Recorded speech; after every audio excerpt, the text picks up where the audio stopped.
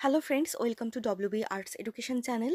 আজকে চতুর্থ শ্রেণীর বাংলা পাঠ্য বই থেকে রবীন্দ্রনাথ ঠাকুর রচিত যে গানটি রয়েছে কোথাও আমার হারিয়ে যাওয়ার, সেটার যে মর্মার্থ বা যেই অর্থ নিয়ে আলোচনা করা সেটা কিন্তু অলরেডি করে দেওয়া হয়েছে আমার চ্যানেলে। তার লিঙ্ক আমি দিয়ে রাখছি ডেসক্রিপশন বক্সে, তোমরা সেখান থেকে চাইলে দেখে নিতে পারো। আর আজকে কিন্তু এই গান থেকে কী রকম প্রশ্ন আসতে পারে সেইগুলো নিয়ে কিন্তু আলোচনা করব। তাহলে চলো শুরু করছি আজকের আলোচনা পর্ব। দেখো, 1 নম্বর প্রশ্ন, কোথাও আমার হারিয়ে যাওয়ার গানটি কার লেখা? উত্তর হবে রবীন্দ্রনাথ ঠাকুরের লেখা।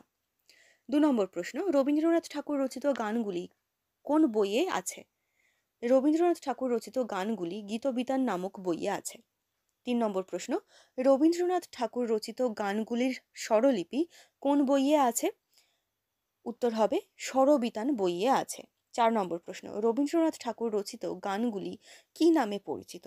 রবীন্দ্রনাথ ঠাকুর রচিত গানগুলি রবীন্দ্রসঙ্গীত নামে পরিচিত। 5 নম্বর প্রশ্ন, তেপান্তর এই শব্দের অর্থ কী? রূপকথার গল্প অনুযায়ী এক বিস্তীর্ণ মাঠ। পাথার শব্দের অর্থ কী? পাথার শব্দের অর্থ সমুদ্র বা জলরাশি। 6 নম্বর প্রশ্ন, কোথাও আমার হারিয়ে যাওয়ার গান অনুযায়ী কোথাও কেমনভাবে হারিয়ে যেতে মানা নেই? কোথাও মনে মনে হারিয়ে যেতে মানা নেই। 7 নম্বর প্রশ্ন, মনে মনে কোথায় যেতে মানা নেই? কোথাও হারিয়ে যেতে মানা নেই। তারপর 8 নম্বর প্রশ্ন, কবি কিভাবে গানের সুরের ডানা মেলে দিয়েছিলেন? উত্তর হবে কবি মনে মনে গানের সুরের ডানা মেলে দিয়েছিলেন। 9 নম্বর প্রশ্ন, কবি কি পেরিয়ে যান? কবি রূপকথার কাল্পনিক তেপান্তরের মাঠ ও সমুদ্র পেরিয়ে যান। 10 নম্বর প্রশ্ন, কবি পথ ভুলে কোথায় যান? কবি পথ ভুলে দূর পারে চুপ কথার দেশে যান।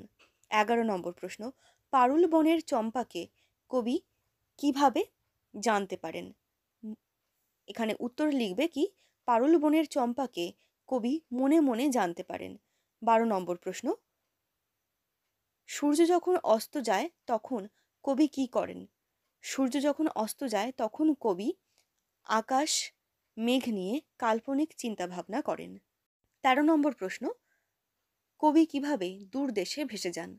কবি মনে মনে 7 সাগরের ফেনায় ফেনায় মিশে দূর দেশে ভেসে যান। 14 নম্বর প্রশ্ন, কবি মনে মনে কোথায় হানা দেন? কবি মনে মনে পরীর দেশে হানা দেন।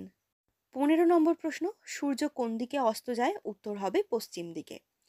এরপর 16 দাগে বলা হয়েছে সমার্থক শব্দ লেখো। সমার্থক মানে একই অর্থ, ঠিক আছে? দেখো, প্রথমে যে শব্দটা দেওয়া আছে পথ, তাহলে এই রকম আরও সমার্থক শব্দ কি না, রাস্তা, সড়ক, সরণি, রাহা। সূর্য, সূর্য থেকে সমার্থক শব্দ হবে রবি, তপন, ভানু, অরুণ, মিহির। পাথার, এই পাথার শব্দের সমার্থক শব্দগুলো হলো সাগর, সমুদ্র, জলধি, অর্ণব, জলধর। আমি এখানে মোটামুটি 5টা করে সমার্থক শব্দ দিয়েছি, তোমরা চাইলে এর থেকে বেশিও লিখতে পারো। দেখো, তারপরে যে শব্দটা আছে সেটা হলো আকাশ, তার সমার্থক শব্দ হলো গগন, অম্বর, বোম, নভ, দুর্লোক। এই ছিল আজকের আলোচনা। ভালো লাগলে অবশ্যই লাইক করো, কমেন্ট করো, বন্ধুদের সঙ্গে শেয়ার করতে ভুলো না। আর আজকের এই আলোচনা পর্ব ভালো লেগে থাকলে এবং পরবর্তীকালে এইরকম আরও আলোচনা পর্ব পেতে অবশ্যই চ্যানেলটিকে সাবস্ক্রাইব করে রেখো। আর সেই সঙ্গে পাশের বেল আইকনে ক্লিক করে রাখবে, যাতে আমি ভিডিও আপলোড করার সঙ্গে সঙ্গে তোমরা তার নোটিফিকেশন পেয়ে যেতে পারো।